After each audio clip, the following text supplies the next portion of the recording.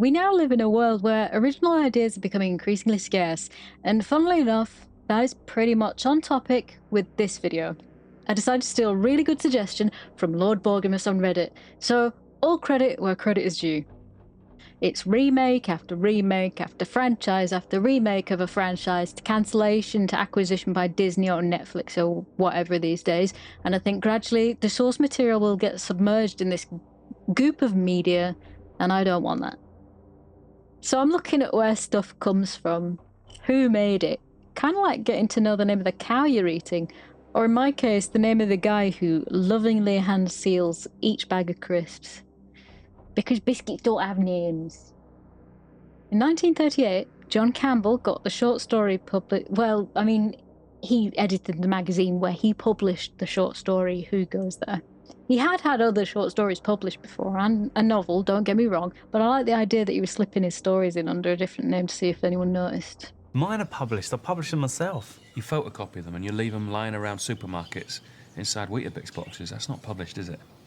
Huh? It was his last significant bit of fiction, but he was credited as precipitating the golden age of science fiction by publishing works by Robert A. Heinlein, A. Van Vogt, and Isaac Asimov, among loads of other authors, which I think is super cool. Astounding shaped sci-fi as we know it, but Campbell also got really into the pseudoscience and published L. Ron Hubbard's Dianetics, the precursor to Scientology. He ended up being really right-wing and authoritarian, which kind of put a lot of writers and readers off. Luckily for us, before all that, we got Who Goes There, also titled The Thing from Another World.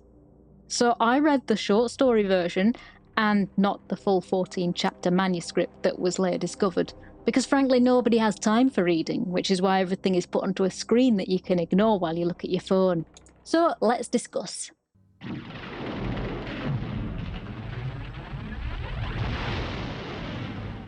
It's a novella. It's not going to take too long to read it yourself, at around 100 pages, depending on how big you like your print, and owing to the fact that it's really easy to get engrossed in.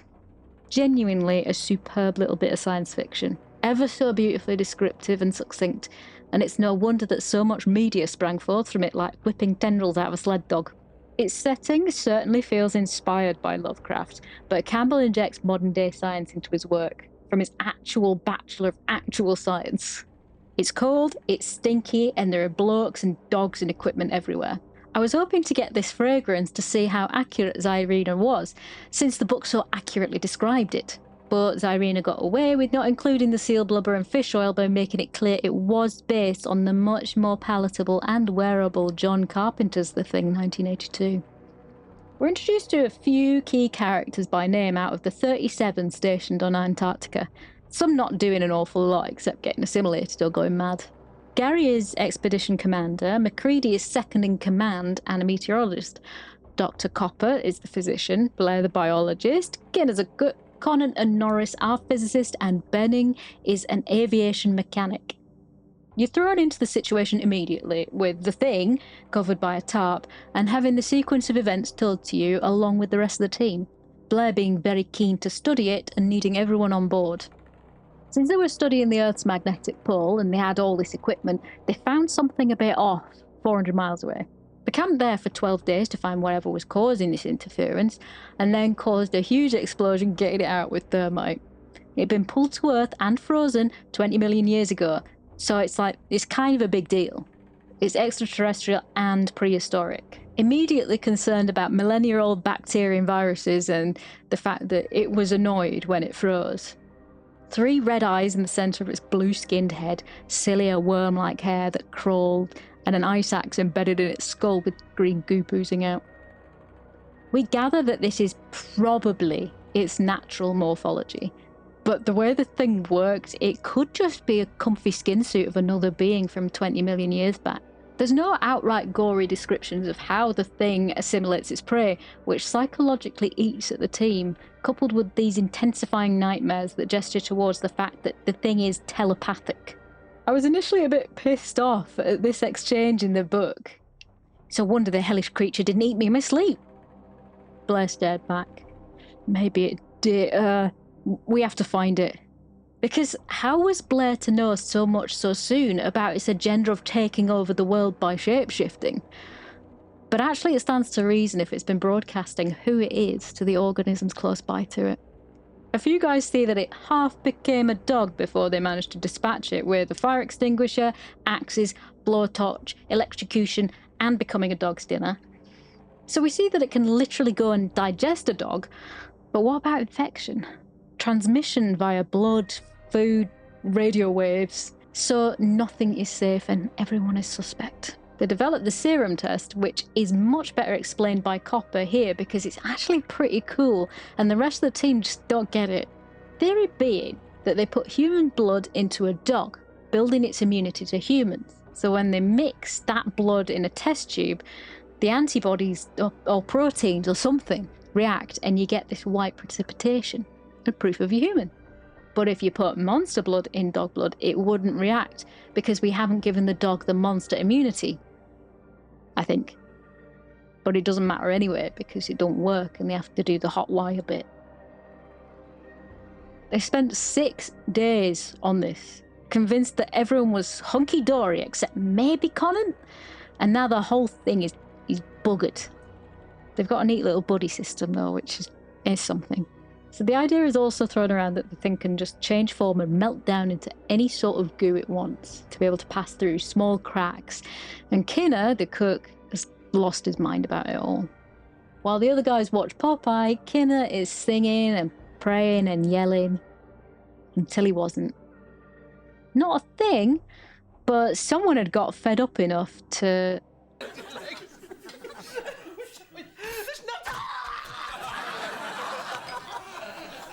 Sorry, I hope that hasn't ruined everything, but I had just had enough.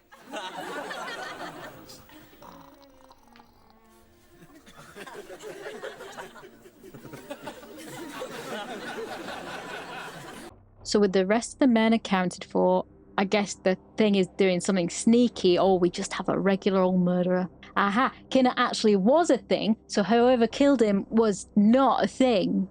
But the thing would want you to believe that. Being the selfish little bastard he is, even the separated bits of what used to be Kinner wanted to survive. And then we get to play with the hot wires. We lose Gary, Barclay, Conan, and in their excitement to set light to 14 guys, they realise they forgot about Blair up in the shack, who is now a 4-legged, 7-tentacled, snake-fanged, 3-eyed thing busy building an anti-gravity backpack. Quickly gooified and barbecued, MacReady and Barclay investigate the glowing blue light and it's atomic power. It's just been separating neutrons from heavy water it got from the ice. It didn't need men or birds, just a week to itself to play a scrap heap challenge. Robert Llewellyn would have been very impressed. They themselves are pretty fucking confident that they stopped it just in time, because surely the albatross was okay that they just saw, and there's no way this thing could have pulled another thing out of its sleeve, hat, like whatever he was wearing. Now that we have established its source material, I want to show you the thing from another world, 1951. Depending on where you look, the budget is anywhere from $980,000 to $1.6 million, because who needs hard facts on that when you make $4.4 million in the first year? So they secured the rights and off they go to change everything. We aren't even in Antarctica anymore, we're in Arctica. We have this reporter, Scott, who is there just hanging out in Anchorage, waiting for a good story, as you do. Everyone is talking really quickly over one another due to it being the 50s, but we get to hear lines from the past, such as nursing his secrets like a June bride, and there's the recurring thing about closing doors. Close the door. Yes, sir. Close the door. Ready. And I'll close the door. Just tell me what you find up there. Will you close the door, please? Weakness for our strawberries. Strawberries of the North Pole. Eddie, open that window, will you? Sorry. Word gets in from a team on the North Pole that there's some kind of disturbance, so why not tag along, sure. There's a pin-up girl there and a lot of other men. So now there's a woman involved who has a history with the main guy, pulling pranks on him, like leaving a note on his chest that he hasn't got very attractive legs. Your legs aren't very pretty, You and I didn't have didn't to write it on a note and put it on my chest. Other people got up before I did. I'm sorry, At Pat. least I really 6 didn't people mean... read that note before I woke up. You fucking joker, you. This woman's purpose on an Arctic expedition here want some is to coffee? offer the boys some Anybody coffee, want some coffee? read Leave my notes, and kiss, which is very important and also very well paid. Now you're expected to do it for free. I can't support a family of 4 on kisses. They picked up an object on the radar that fell from the sky, so they need the Air Force to get that sucker out. Again, using thermite and finding a frozen guy down there. And again, blowing the entire fucking thing up.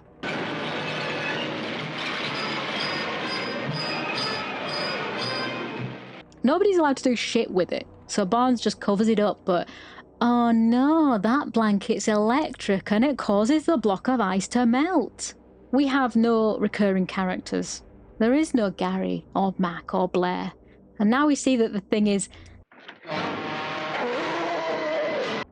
8 foot tall, humanoid, green, made of vegetable matter, not telepathic, a vampire that doesn't shapeshift. And you don't get to really see it that much. Believe it or not, part of journalism, believe it or not, this is journalism, is fact-checking, researching, and it's really hard to do when the perpetrators of a movie are so long gone that we can't, ask them. So I've been soaking up all the stuff I can, including this documentary on the Blu-ray, and I think my new calling in life is to get well known enough to appear on something like this and say the complete opposite of someone else.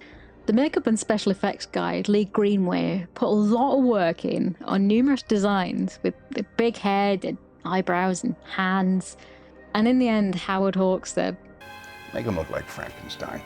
because we don't want to be too out there and too different.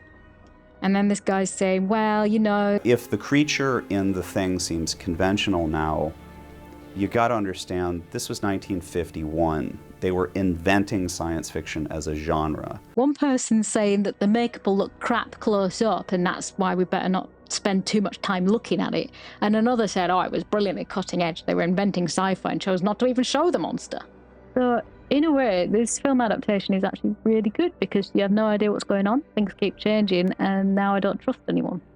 There's a storm that means they're completely isolated, no radio, no planes. Now, Dr. Carpenter is keen to have a chat with it, and he sneakily planted seeds from the thing, watered it with blood plasma, and now there's a nice little crop of fast-growing, breathing, regenerating things. And when has a sleep-deprived, isolated scientist ever been wrong? Our big fella felt he was missing out on all the coffee. Anybody around here want some coffee? But oh no, instead of coffee, that's kerosene and fire. Ooh. Finally, this lady gets more involved and sets fire to a couch cushion. This movie gains points for the fire stunt, especially as it's the first full-body fire stunt in Hollywood. Give that guy a hand. From here, we have a couple of other sentences sprung from the book. He's pretty pissed off and he intends to freeze everyone by sabotaging the oil burners. We know he can survive trapped in ice, but they can't, and so they electrocute the bastard. Not before Dr. Carrington tries reasoning with it, but I've tried reasoning with my vegetables for nearly 4 decades. They're just really irrational. The happy ending here is that since there was no shape-shifting, there's no doubt that it's properly dead. Or was there? Yeah, it's done.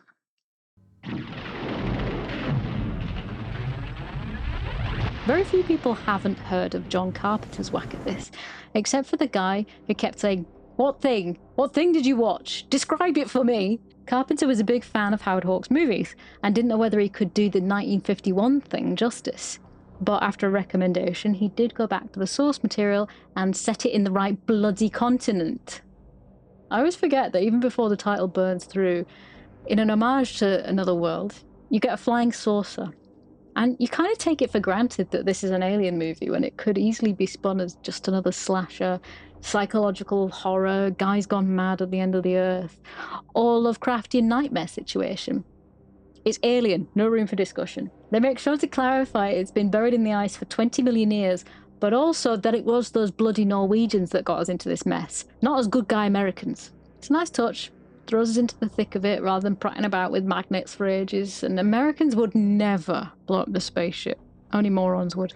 But show them a dog being chased by a foreigner and they'll shoot him, no questions asked.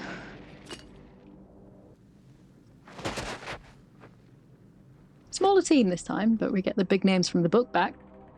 MacReady is now demoted to pilot, but he does more heavy thinking than the expedition leader, Gary. Trivia says his backstory is that he's a veteran with PTSD, which is why he stays awake drinking scotch on his own. Since the dog thing infiltrated the camp without a fanfare and was such a good boy, he's left for God knows how long to wander. And that realization hits everyone all at once sometime after it started doing all its thing.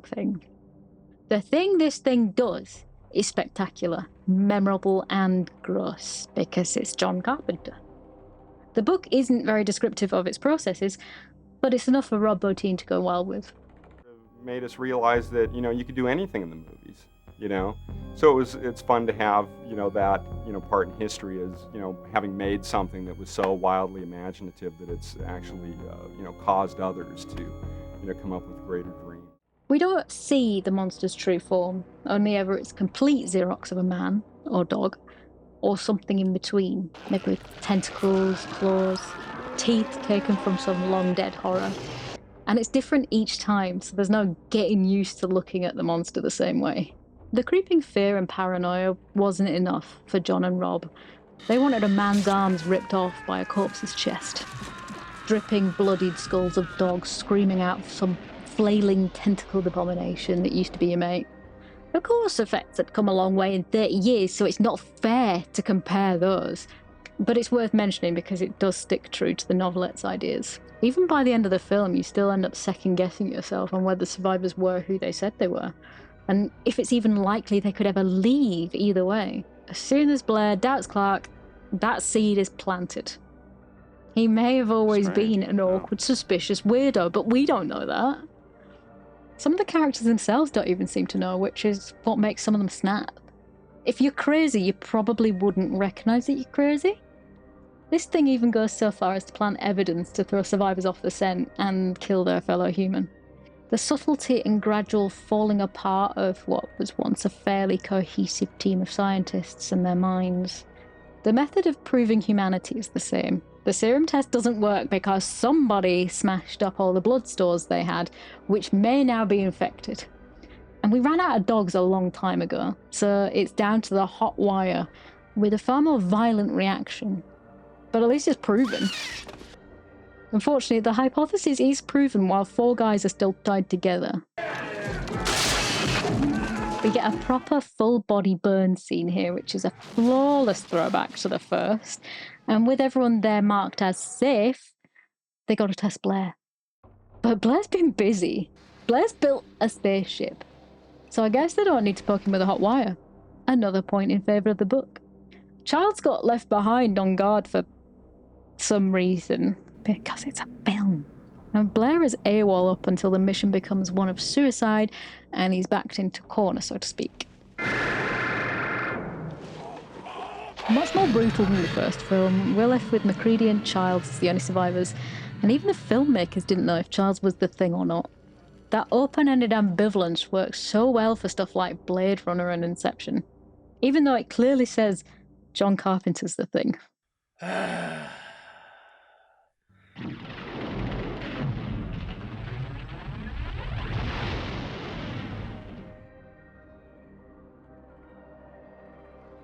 In 2002, we had all this cutting-edge technology and put it to great use here. This is your semi-sort of sequel to the events in the 1982 movie, so it lifts all that backstory. It's kind of weird, isn't he? It's kind of fucking weird.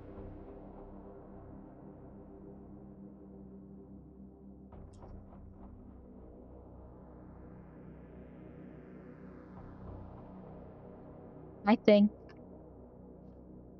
Alright, we're just going to have to unclick that so you don't press any buttons, because you will press more buttons. I know you will. Come on. In 2002, we had all this cutting-edge technology, and we put it to great use here. This is your semi-sort of sequel to the events in the 1982 movie, so it lifts all of that backstory and stuffs it into bleary white polygons. Ah, Christ, what is that? Chill out. Everybody keep tight till we figure out what's going on. Are you headbutting my microphone? The story itself is fairly solid for the most part too. 3 months after the events at Outpost 21, 2 special ops teams are sent to investigate, finding the spaceship Blair built. What the hell? And MacReady's tapes, as well as the things.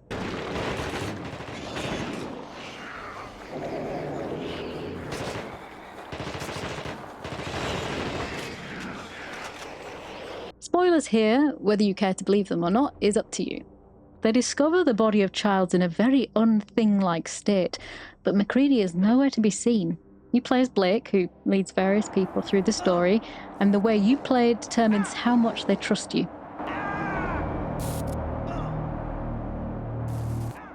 Too much blood, scary stuff, lack of weapons and health will make them too frightened to do anything useful. So you have to prove yourself to them by performing blood tests and not acting like a little bitch and accidentally throwing a flare into a man standing next to a barrel of kerosene.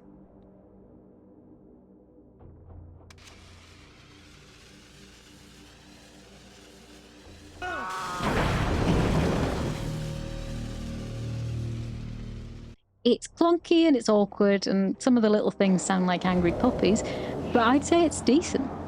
It got remastered in 2024, but I don't need Men to look any better than this. Also, MacReady is fine and he helped your character save the day. Hooray!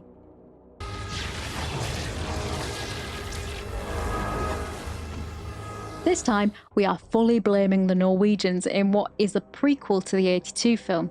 But audiences refuse to read too many subtitles, so we have some Americans to help. Mary Elizabeth Winstead is the paleontologist tasked with helping unearth a structure under Antarctica, as well as a frozen guy. It's got a fairly solid recreation of the Norwegian camp that MacReady found, only less, burnt.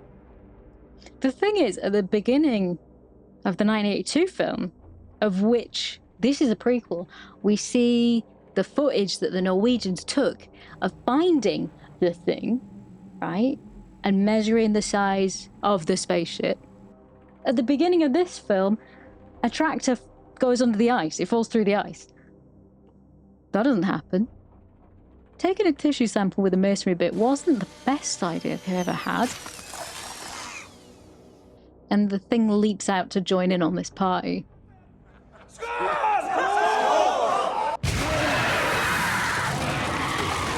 This feels more like an overt monster flick, immediately showing itself and tearing into people because it can.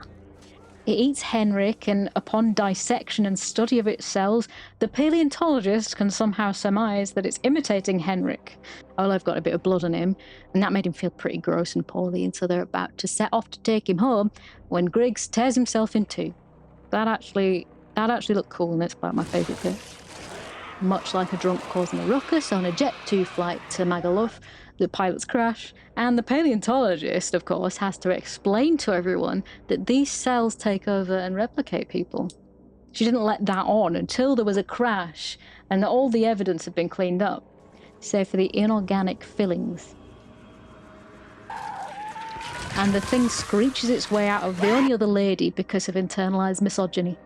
They also come up with the same test to do with blood plasma, because it's something that all scientists know, right? But all monsters know to set fire to science labs, so it's useless. Her next genius idea is that since the thing can't imitate inorganic material, just look in everyone's mouth really, really close up. Never mind that dentistry has come a long way. People just prove her point by having clean teeth or porcelain ones. So they separate out the ones with the perfect teeth, just like they did with the survivors of that crash. I know they're trying to keep the thing ethereal and everyone should be suspicious, but nobody had any true allegiance to one another in this camp and are quite happy to set fire to everyone. The way this thing works is shown in great detail. Effects have come a long way in 30 years. Parts fall off only to crawl inside you. Arms, legs, tentacles spring out of you. But you do get to keep your own face. And then this weird, sucky, osmotic thing it does as a way to make the audience clap, because it's just like that one in the other one. Hi gang, this is Future Sophie. Boy oh boy, what a fun video this is so far, right? Absolutely. How much more of this crap is there? Well, 9 hours, I'd say. We can't learn anything from this. Well, sometimes grown-ups get things wrong, or they let their feelings get the best of them. And the grown-up thing to do is to make an apology. I was wrong. It was hypocritical of me to say that this is a flawless throwback to the first movie, and then saying this is trite fan service. Just because it looks like shit doesn't mean that it didn't have a purpose.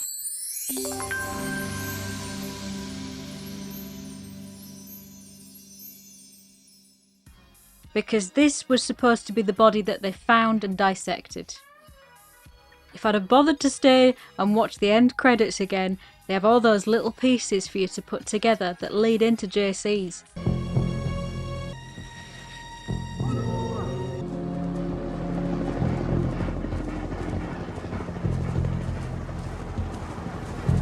Maybe the thing decided to be sneakier by the time he turned into a dog. That one dog that he used to have for a few seconds at the beginning of the film. It was him the whole time. And sure, in this 2011 one, it did feel more parasitic than assimilative. And sure, in this 2011 one, it didn't feel like it was being a very good copycat. It was just kind of using people as a host and then suddenly throwing limbs and wings and things out of them. Yeah, I'm sorry. I'm trying my best here. Let's not let my preconceived annoyances get in the way of a good movie. Keep repeating, it's only a movie. It's only a movie. The Thing 2011 has fallen foul of the 21st century tropes which seem inescapable now. Is it a prequel? Is it a remake? Is it an entirely different thing? Dunno, but do you remember the flamethrowers? Do you remember the way that it always goes on fire and through a wall? How about that we set the dialogue really, really quiet and then every explosion like 300 decibels louder? You'll have to turn the brightness up for this one, by the way. The scaries are mostly lazy jump scares now. You get to see the monsters walking around in the back of the frame and immediately attacking people. The technology we had then meant we get a proper look at that big old spaceship buried underground. Come on.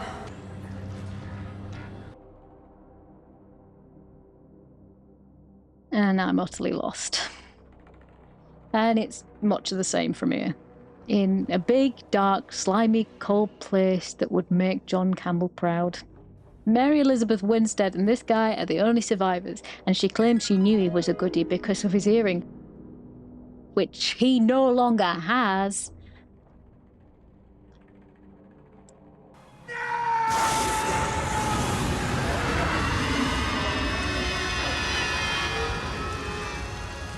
I felt pretty underwhelmed by this one. Likely more down to the fact that it followed the same blueprints of movies of this century rather than the blueprints that kept happening in the previous decades. It's completely unavoidable though. Studios want their film to do well, and wider audiences don't do well with things outside of their comfort zones. In 30 years' time, we'll probably be looking back on it and saying, oh, that really was pretty good after all. Yeah, probably. Hang on a minute. I thought Lars was dead. What happened to where's Lars been this whole time? And now he's in a helicopter. But he definitely got grabbed there. Unless he's just slipped on ice and then fucked off for a while. And then he's come back to shoot his own dog. Yeah, alright, case closed.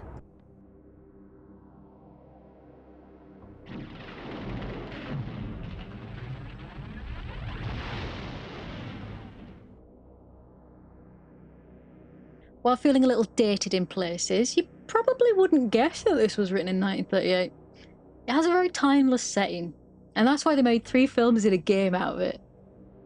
Been so many iterations in print and film and video game. And it all stands firm in what Don A. Stewart, aka Campbell, had in his vision, and it's still worth reading.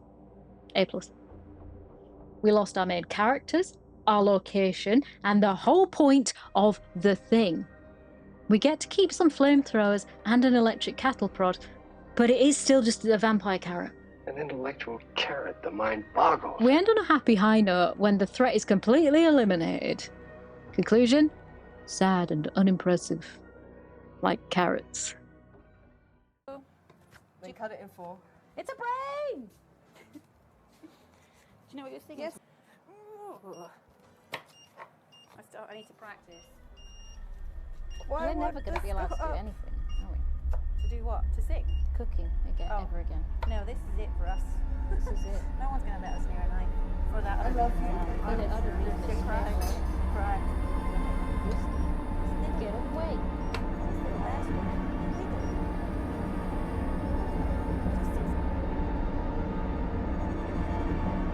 Brain up.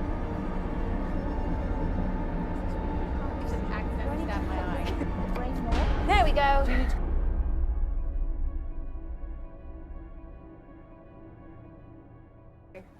I did it!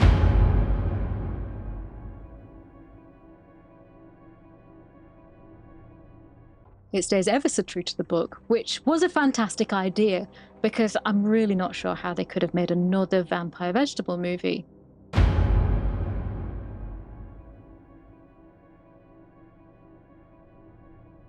John Carpenter probably would have managed, but the book had too much good stuff in it to completely erase. We have most of our main characters return. The Thing is definitely a sneaky little shapeshifter, but he's lacking the 3 red eyes and the blue hair in favour of KY jelly and food dye. They kept the book happy and took the bloke on fire from the first film. Most memorable, even if you had no clue there ever even was a book or a first movie adaptation. Conclusion, giant spliff out of 10, nose on roller skates cool.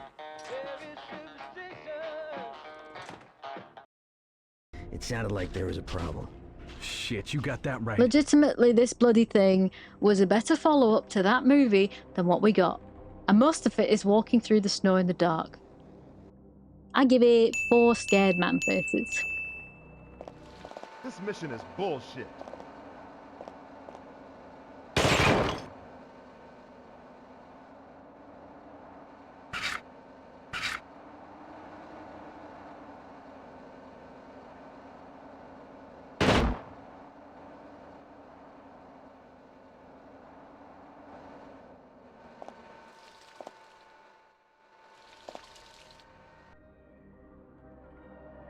They really just couldn't figure out how to do it.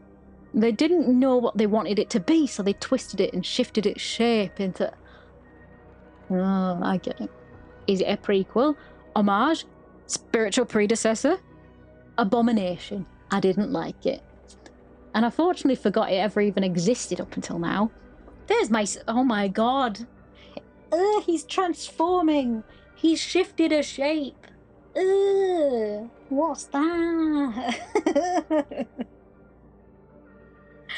I love him. I'm keeping him in shot as much as I can. I don't think people who've seen either of the previous movies will have thought, you know what, let's try again. Because it felt like whoever was in charge of the finished product had missed the whole point of what made the Thing scary. It wasn't just that it was a monster, or even that it was a monster that turned into your friends. So they just plucked off the cliff notes of a GCSE paper and then pumped it full of noise and CGI. They didn't even look very cold most of the time. You left the jacket! You left the jacket, Megan! The jacket, though! Where's my jacket? I have your jacket! Do you want it? No! Shapeshifter? Yeah. Could be your boyfriend? Sure. It's those damn Norwegians. Of course it is. Conclusion? Confusion. I would rather take a shower here than watch this again. But, in its defense, it does fit with the book better than the first film. So, what have we learned? Keith, what have we learned? Oh, he's a good shape. He's the shape. So what have we learned? Well, love them or hate them, you can still appreciate each evolution on its own merit and of its own time.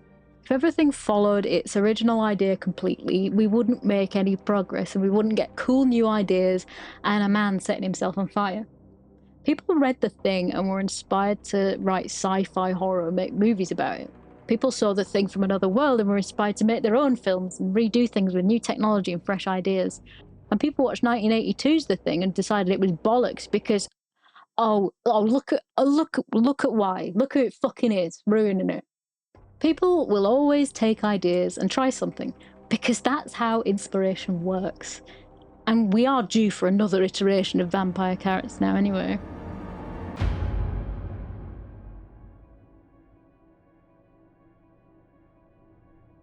I'm about ready to go sleep under the ice for 200 million years now, if that's alright with you. Thanks, bye. Thank you to my patrons for allowing me to spend a week just soaking up all of this Thing media. And this. Thank you, this.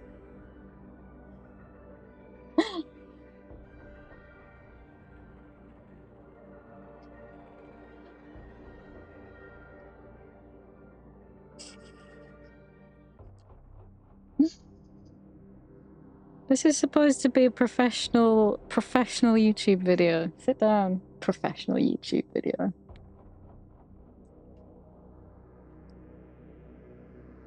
Are you headbutting my microphone? Sit down. Sit down. Come on. Where are you off to, you little carrot? Woo! It's The Thing. Hang on.